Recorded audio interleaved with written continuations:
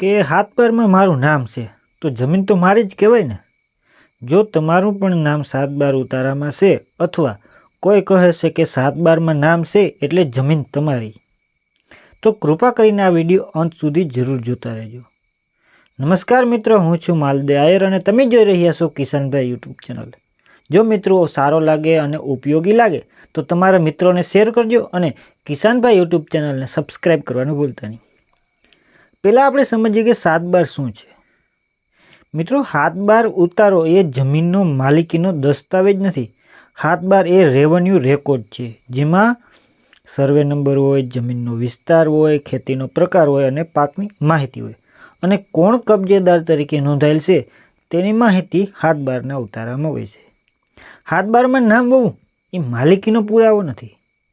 હવે સામાન્ય રીતે ઘણા લોકોને ભ્રમ હોય છે। ગામડામાં ઘણીવાર સાંભળવા મળે કે 7 બારમાં નામ છે એટલે જમીન મારી, મારું નામ કપાય નહીં, કોર્ટ કંઈ કરી ન હવે। મિત્રો, આ બધું અડધું જ્ઞાન છે। કાયદો એવું નથી કહેતો ખરેખર। કાયદા પ્રમાણે આપણે જમીન કોની કહેવાય, જમીન કાયદેસર કોની કહેવાય તે નક્કી થાય છે રજિસ્ટર દસ્તાવેજ પરથી, જેમ કે વેચાણ દસ્તાવેજ, વારસાઈનો દાખલો, વહેંચણીનો કરાર, કોર્ટનો હુકમ। 7 બારમાં માત્ર સહાયક પુરાવો છે, અંતિમ નથી। ઉદાહરણ સમજો, માની લ્યો કે એક જમીન પિતાની હતી, પિતાનું અવસાન થયું, 2 ભાઈઓ છે, પણ 7 બારમાં માત્ર એક ભાઈનું જ નામ દાખલ છે, તો હું બીજાનો ભાઈને હક ગુમાવી દે? નહીં, બીજા ભાઈ પાસે કાયદેસર હક છે, કારણ કે તે વારસદાર છે। કોર્ટમાં તે ભાગ માગીને મેળવી શકે છે। તો 7 બારમાં નામ કેમ મહત્વનું છે? હા મિત્રો, 7 બારમાં નામ નકામું નથી, પણ તે બતાવે છે કે કોણ કબજેદાર છે, કોણ ખેતી કરે છે, સરકાર કોણ જવાબદાર માને છે, પરંતુ તે માલિકીનો આખરી પુરાવો નથી। ખોટી એન્ટ્રી થાય તો શું કરવું? ઘણી વખત એવું બને કે કોઈનું નામ ખોટી રીતે દાખલ થઈ જાય, કોઈનું નામ વારસાઈમાં સડતું નથી, ભાગીદારનું નામ કાપી નાખે, એવામાં તમે શું કરી શકો? કાયદેસર રસ્તા છે।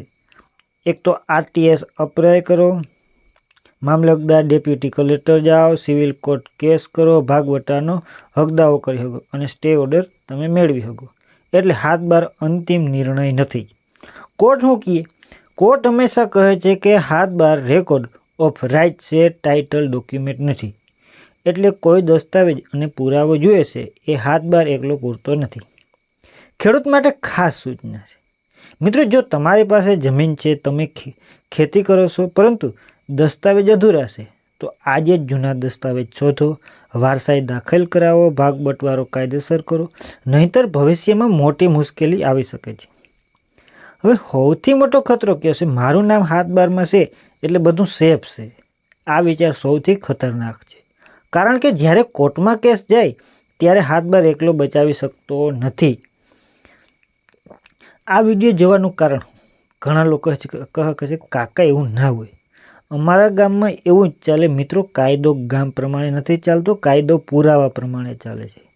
એટલે આ વિડીયો તમને સાચી માહિતી આપશે, ભ્રમ દૂર કરશે, પૈસા અને જમીન તમારું બેય બચાવશે। 7 બારમાં નામ હોવું સારું છે, પણ પૂરતું નથી। કાયદેસર દસ્તાવેજ સૌથી મહત્વના ગણાય। જો તમને આ માહિતી ઉપયોગી લાગી હોય તો લાઈક કરો, શેર કરો અને કિશનભાઈ યુટ્યુબ ચેનલને સબસ્ક્રાઈબ કરવાનું ભૂલતા નહીં, કારણ કે આવો એક વિડીયો કોઈની આખી જમીન બચાવી શકે। આભાર। જય જવાન, જય કિસાન।